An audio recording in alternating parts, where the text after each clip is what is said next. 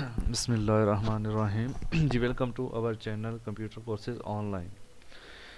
हाँ जी, तो लेक्चर नंबर 30.1, ठीक है। इसमें हमने दोबारा से लेक्चर नंबर 30 में हमने बात की थी पेज सेटअप वगैरह के बारे में और लेआउट के बारे में। इसमें थोड़ा सा स्केल का भी बताना है आपको। तो लेक्चर नंबर 30 डिस्क्रिप्शन में मौजूद है, एंड पे सारे लेक्चर बल्कि मौजूद है, आप वहाँ से सारे लेक्चर चेक कर सकते हैं, ठीक है। तो चलिए ऑटोकैड पे चलते हैं। इस ड्राइंग को हमने प्रिंट करना है, ठीक है। ये जो ड्राइंग है हमारी, ये फीट और इंच के अंदर है। इस टाइटल स्ट्रिप के अंदर हमने इसको प्रिंट करना है, ये जो मैंने टाइटल स्ट्रिप बना रखी है, ठीक है। तो आप देख सकते हैं इतनी बड़ी ड्राइंग को इस इंचेस की बनी हुई जो टाइटल स्ट्रिप है कैसे उसमें प्रिंट करेंगे। मैंने आपको पहले भी बताया था कि जो हम बहुत सारी बड़ी बड़ी ड्राइंग्स बनाते हैं, हम उनको अगर छोटे पेज पे letter size, legal size A3 A4 size पे प्रिंट लेना चाहते हैं तो हमें उनको स्केल करके जो है लेआउट में लेके जाना पड़ेगा, वहाँ से उनको प्रिंट लेंगे। तो लेक्चर नंबर 30 पहले आप देखें मेरा डिस्क्रिप्शन से, तब आपको इस लेक्चर की अच्छे से समझ आएगी। तो लेआउट पे जाते हैं। लेआउट पे जाने के बाद पहले मैं जो ये लेआउट बना हुआ है इसको मैं डिलीट कर देता हूँ, नए सिरे से मैं आपको तरीका इसका जो है समझा देता हूँ। ये मैंने इसको किया। अब सबसे पहले यहाँ पर आने के बाद आपने करना होता है पेज सेटअप। पेज सेटअप के लिए आप कमांड देंगे PAGE, पेज SETUP सेटअप। उसके बाद आप न्यू बना लें। न्यू बनाना है तो न्यू बना लें, या फिर आप इसी को लेआउट 1 को ही मॉडिफाई कर लें। न्यू बनाने का मैंने लेक्चर नंबर 30 में बताया है, डिस्क्रिप्शन से देख लें। ओके, तो यहाँ पे प्लॉटिंग का एक हमारे पास ऑप्शन सामने आ जाता है।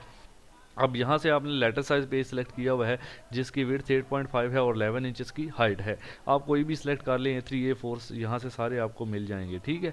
मैंने यही यूज़ करना है। उसके बाद यहाँ पे स्केल मैं देखूँगा, स्केल यहाँ भी स्केल है। आपने जिस स्केल में ड्राइंग बनाई है आप वो सेट कर सकते हैं पहले से ही। या इसको 1:1 रहने दे, बाद में चेंज कर लेंगे। यहाँ से इंच कर देंगे क्योंकि हमारी ड्राइंग इंच और फिट के अंदर है।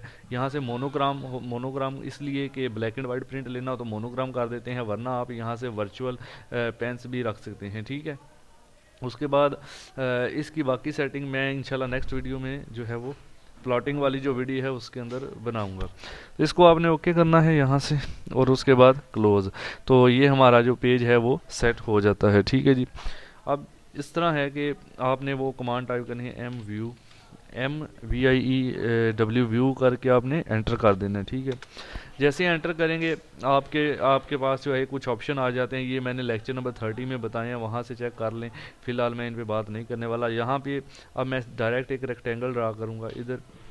यहाँ पे M व्यू करने के बाद रेक्टेंगल ड्रा करने से क्या होता है कि जितनी भी मेरी वो ड्राइंग है वो सारी इसके अंदर आ जाती है, ठीक है जी। उसके बाद इसके अंदर जाने के लिए हम डबल क्लिक करते हैं, या फिर MS कमांड टाइप करते हैं, ये भी उसमें बताया ही।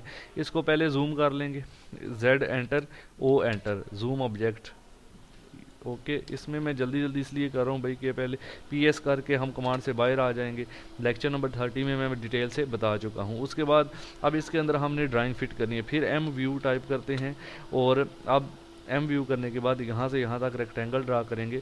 फिर इसके अंदर डबल क्लिक करेंगे या MS टाइप करेंगे तो मॉडल स्पेस ऑनलाइन एक्टिव हो जाता है। Z enter E enter, zoom extend. उसके बाद इस ड्राइंग को हमने अब रखना है, सेट करना है।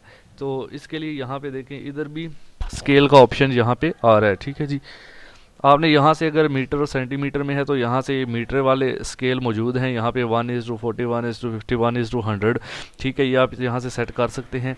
1:100 का मतलब है कि एक यूनिट 100 यूनिट के बराबर है, यानी इसमें 1 सेंटीमीटर 100 सेंटीमीटर के बराबर भी हो सकता है जैसे आपने बनाया है, या 1 सेंटीमीटर 100 मीटर के बराबर भी आप ले सकते हैं, ठीक है। यानी एक्चुअल में आपकी 100 मीटर की ड्राइंग है, लेकिन उसको आपने पेज पे 1 सेंटीमीटर कंसिडर किया है, ये स्केल है। फिलहाल हम फिट और इंच के अंदर चलते हैं। तो यहाँ पे 1/8 इंच यानी इंच का 8वां हिस्सा 1 फिट के बराबर लेते हैं। तो ये भी इसमें पूरा नहीं आ रहा, ठीक है। हम फिर 3/32 इंच बराबर है 1 फिट लेते हैं, ऐसे ये भी पूरा नहीं आ रहा। तो फिर हम चेक करते हैं 1/16, ये 1/16 तकरीबन इसके अंदर एडजस्ट हो जाता है, ठीक है। तो 1/16 के ऊपर अगर जाएँ 1/32 तो वो बहुत छोटा, तो हम 1/16 ही यूज़ करेंगे। यहाँ से स्केल आप 1/16 is equal to 1 feet use करेंगे। अब इसका मतलब ये है कि पेज पर जो आपने 1/16 इंच की लाइन लगाई है वो हकीकत में 1 फीट के बराबर है, ठीक है। तो उस हिसाब से ये इसको कन्वर्ट कर देता है। बाहर डबल क्लिक करेंगे तो ये बाहर वाली कमांड एक्टिव हो जाएगी, और आप यहाँ से इसको जो है ये व्यू पोर्ट इसके अंदर डबल क्लिक करने से ये एक्टिव हो जाता है और यहाँ से इसको आप लॉक भी कर सकते हैं। ठीक है, ये लॉक का ऑप्शन होता है यहाँ पे टूल, इसको व्यू बोर्ड को लॉक और अनलॉक करने के लिए। अभी इधर मुझे नज़र नहीं आ रहा, इसकी प्रॉपर्टी में जाके जो है वो चेक करना पड़ेगा। तो इसको वापस क्लिक कर देते हैं। चलिए, लॉक का प्रॉपर्टी में आप जो कंट्रोल 1 करके वहाँ से भी प्रॉपर्टी में जाके लॉक कर सकते हैं। बाय डबल क्लिक करने से भी ये लॉक एक किस्म का हो जाता है। ये बाय पीएस कर देते हैं, पीएस एंटर। अब ये देखें लॉक ही है किस्म का, अब ये आपका ऑब्जेक्ट हिल नहीं रहा। अब चाहें तो जनाब आप इसको यहाँ से जाके इसको एक्सपोर्ट कर सकते हैं। यहाँ से आपने यहाँ से एक्सपोर्ट करना है। ठीक है, एक्सपोर्ट पीडीएफ में करना है।